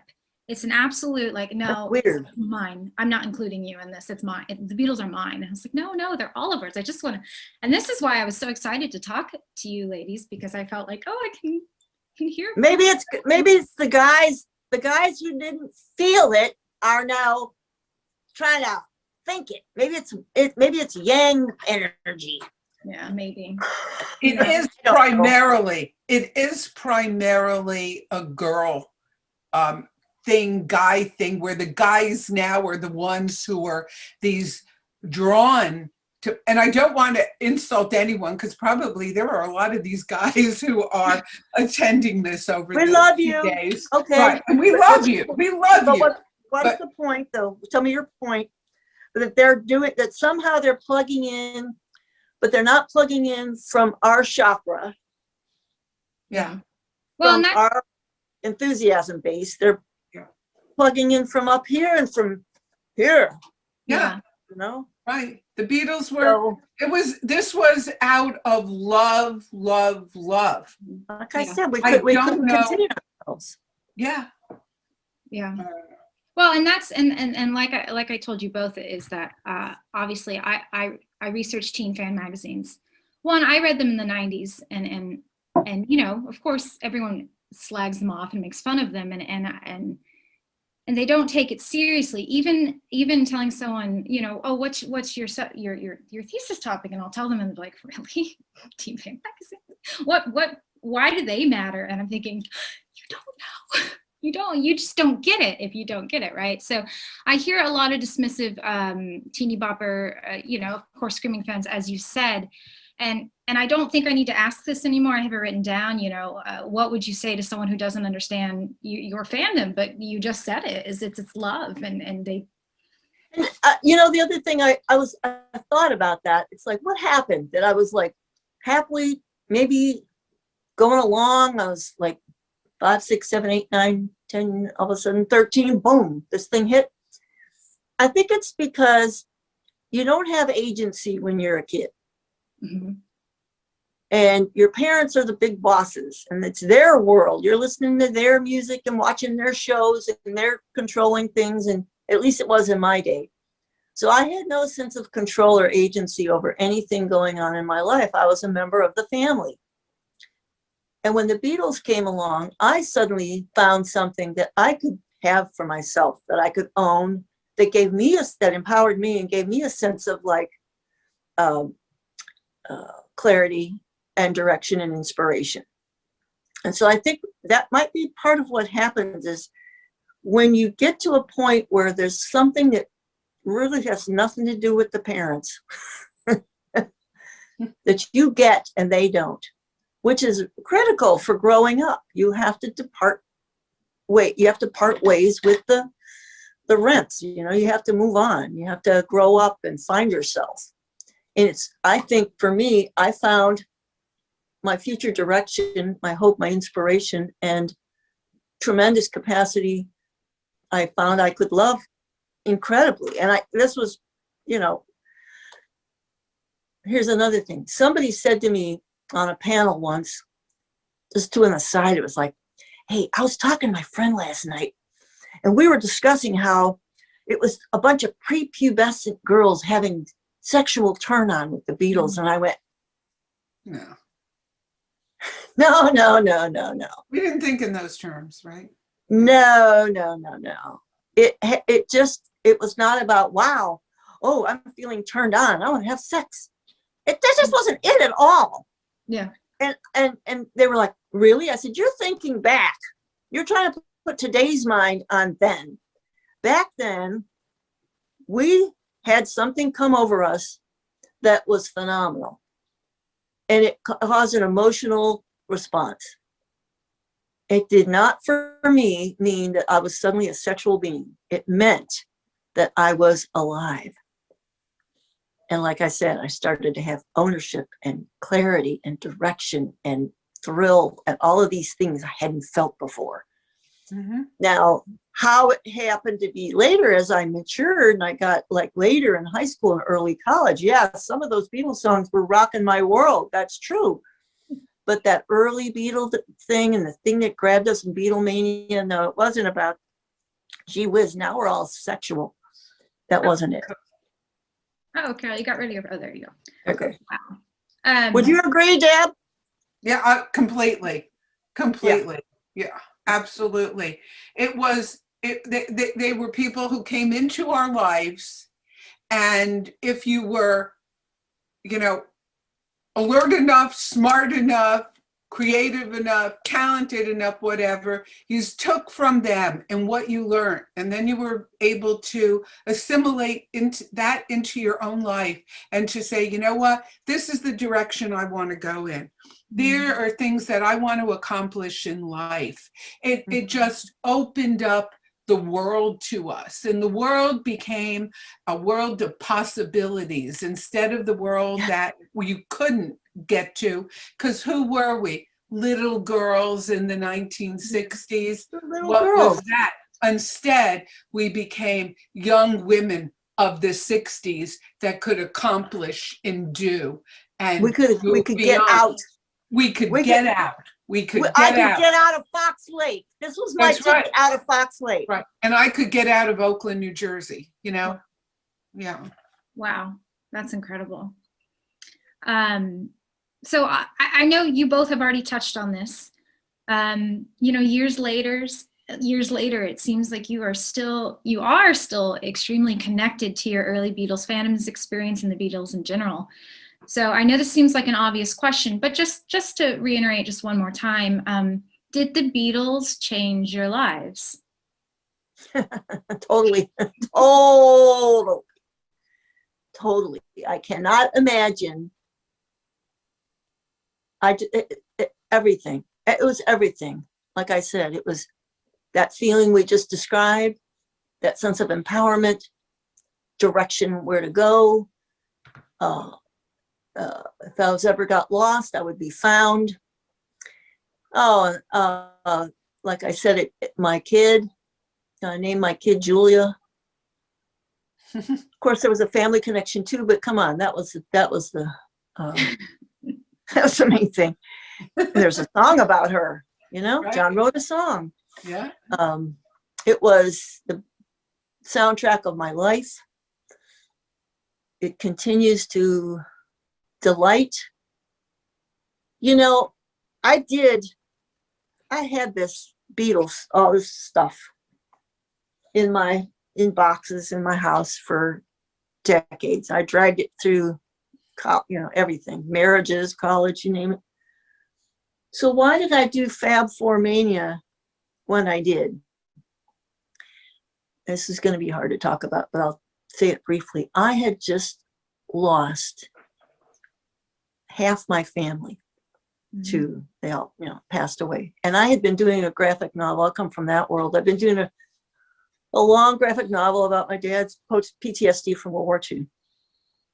It was very heavy material, talking about the war, and then in the middle of a book talking about them, to lose them, taking care of them, losing my sister, just the weight of the burden of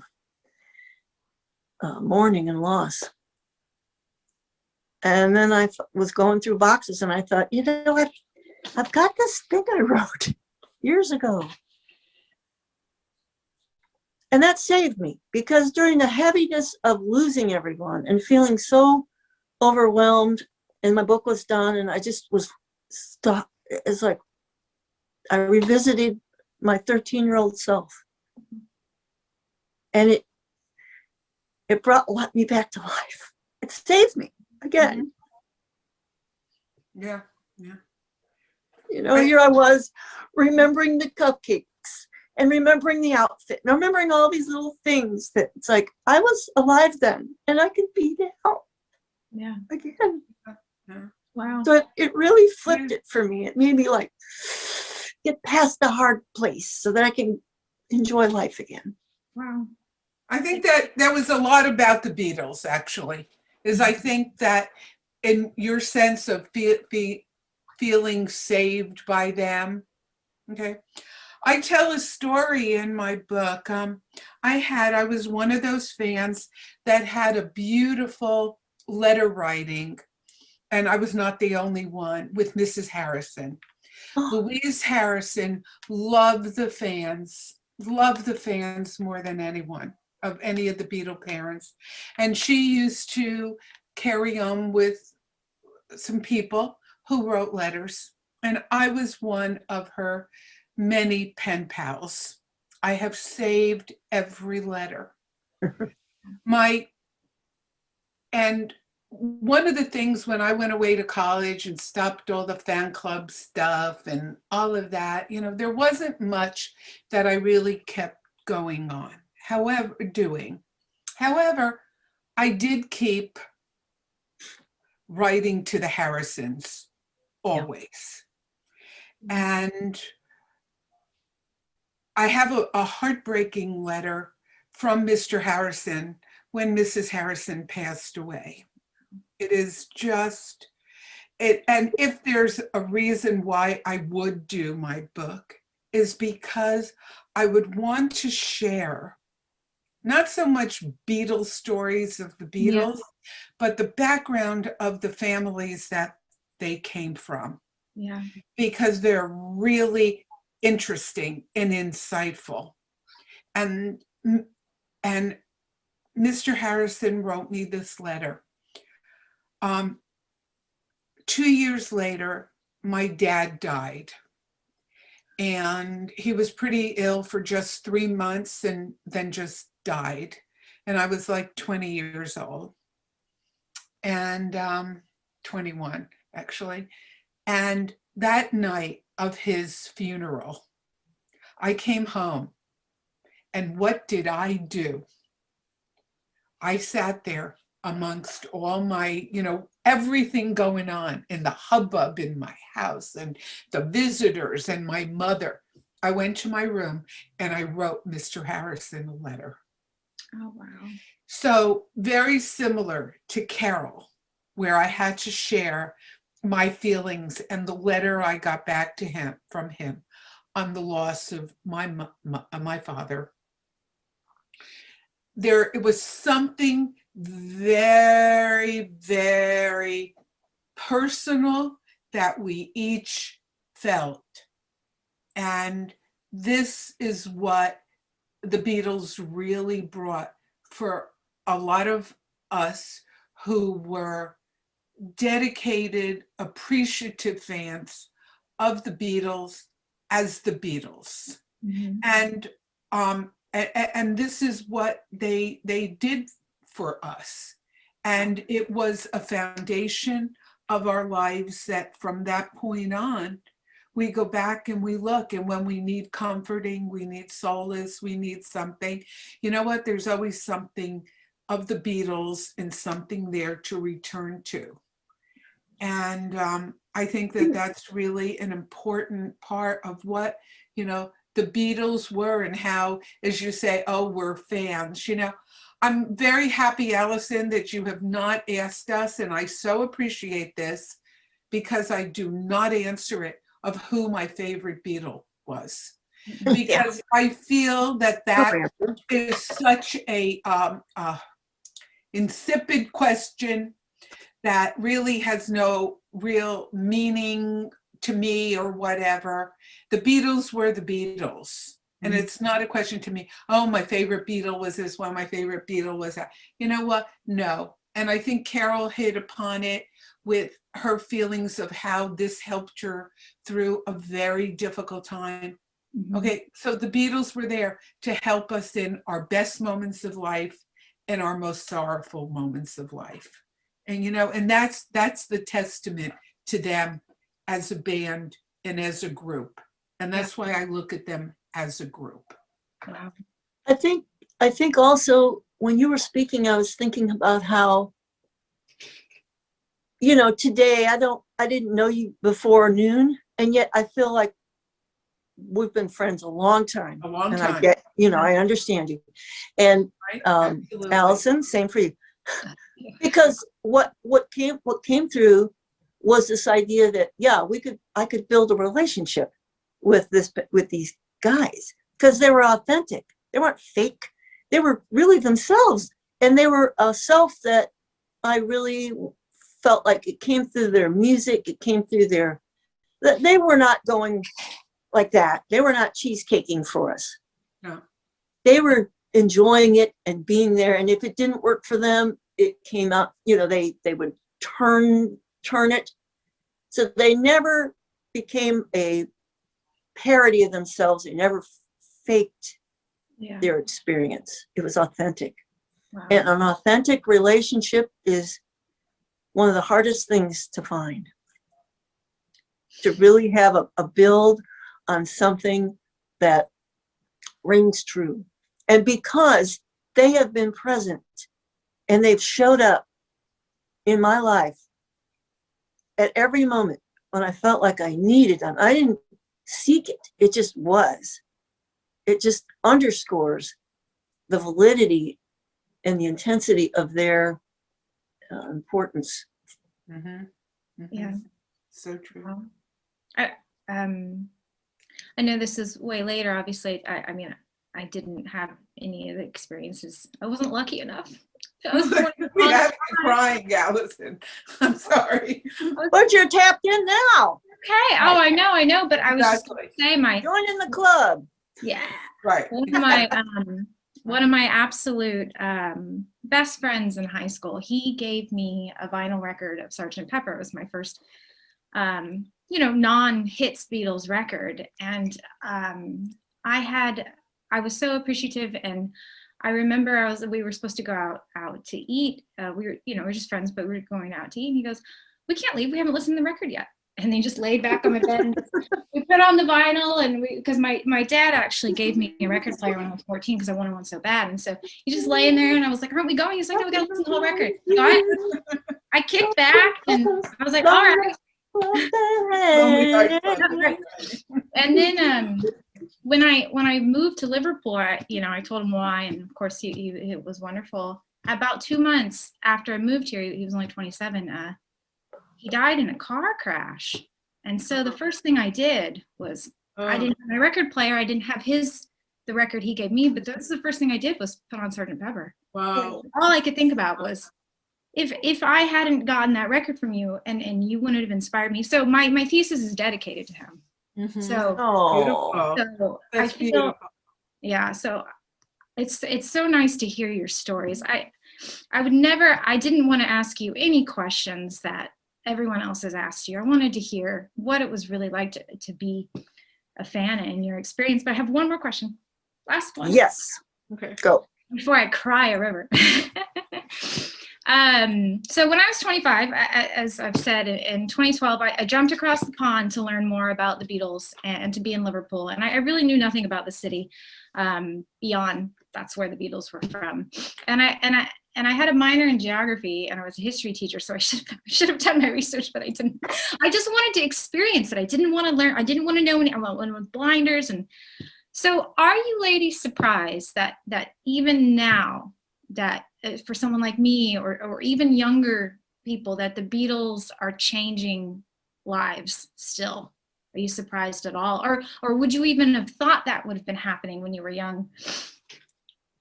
Deb, you go ahead. I have to plug my thing in. Okay. I'll answer first then. Okay. I'm not surprised at all. Not surprised at all.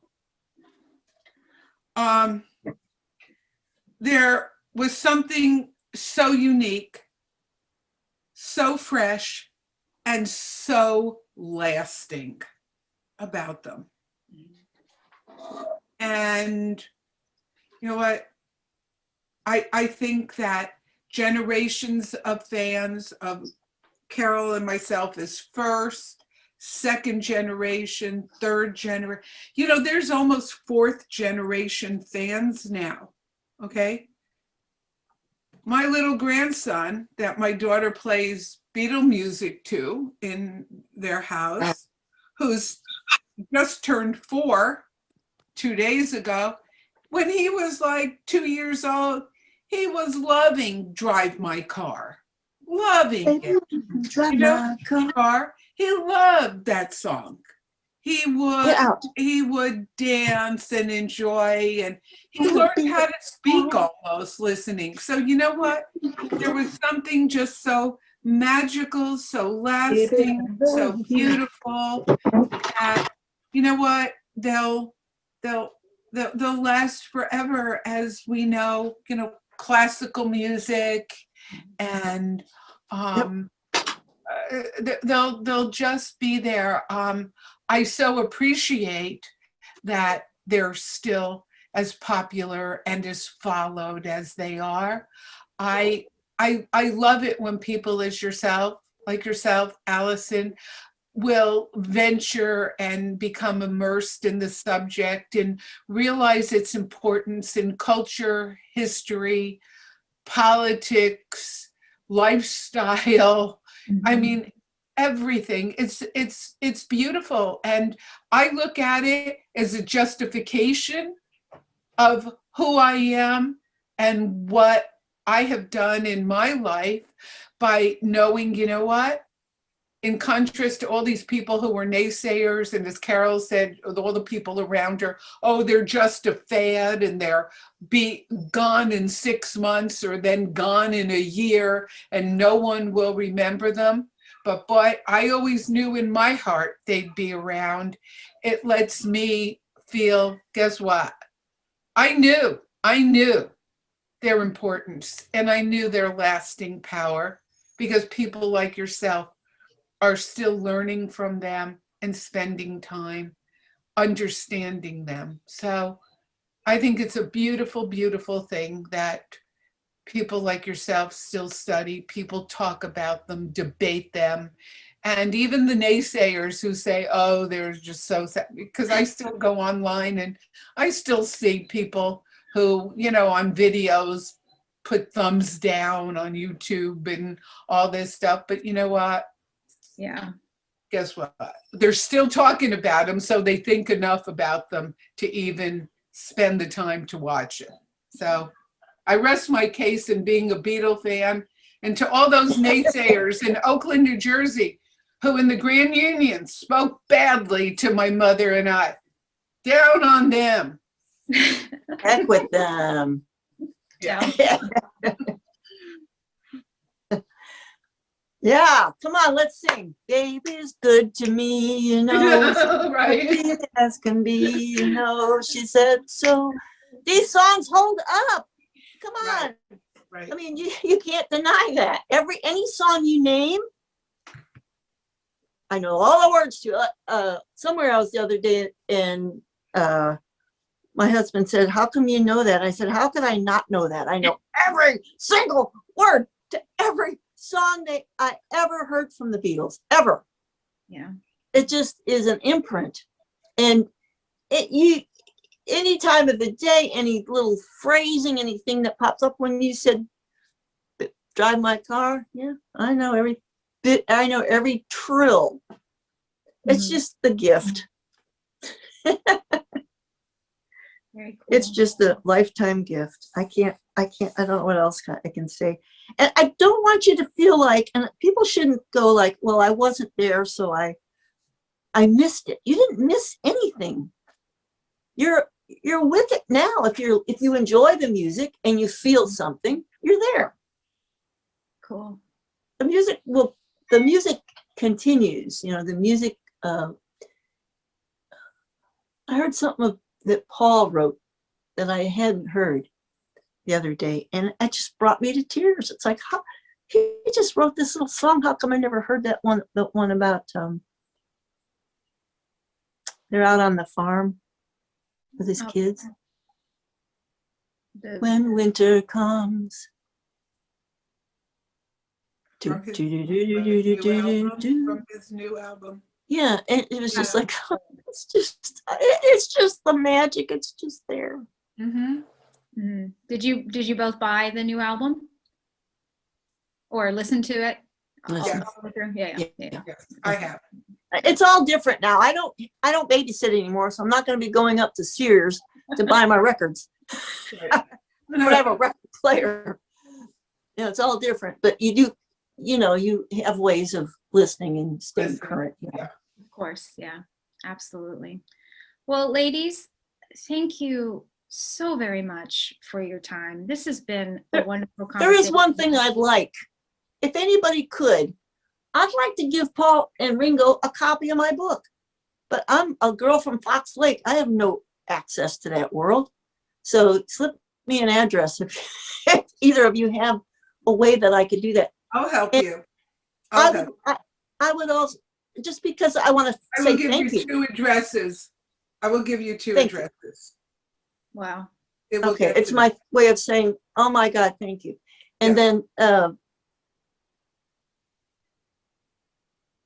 any other ways that I can be helpful to Liverpool, like students there, if maybe their library needs a copy or something. Oh, that would be wonderful. Yeah. And I really would like to show the artwork from the book. To see it in person is interesting. Mhm. Yeah. But it has been a pleasure, and I love that you're keeping it going, Allison. You're there, you have interest, and you're doing something that's part of it. It's wonderful. Right. Oh, well. I have my copy. Oh, yeah. Yeah. I have Copy. my copy. My We're gonna copy. get together, and you know what I do when I sign those books is I have a lipstick, and I kiss the book. Oh. Oh. Cool. I'll do that for you. Very cool. Oh.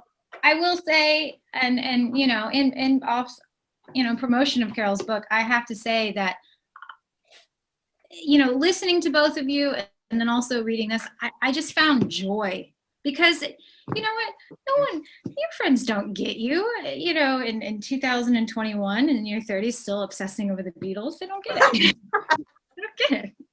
You know, like, oh, that's cute, you know, and so when I was reading this, I felt like, oh, I'm at home. This conversation. I'm with my people. Yeah, you're with your Yeah, I people. feel like I'm with my people. Yeah, even in high school, no one understood. They're like, really? Like I carried a Beatles lunch. So, anyways, but yes, thank you so much. We have, of course, the fabulous Debbie Gendler and the awesome author Carol Tyler. Thank you both so much for this panel. I was a teenage screamer. And do you guys have ways if people want to send messages or anything? Do you have Instagram or Facebook or do you? I have my husband did a little website for me about a year or so ago. Yes. It's debbiegendler.com.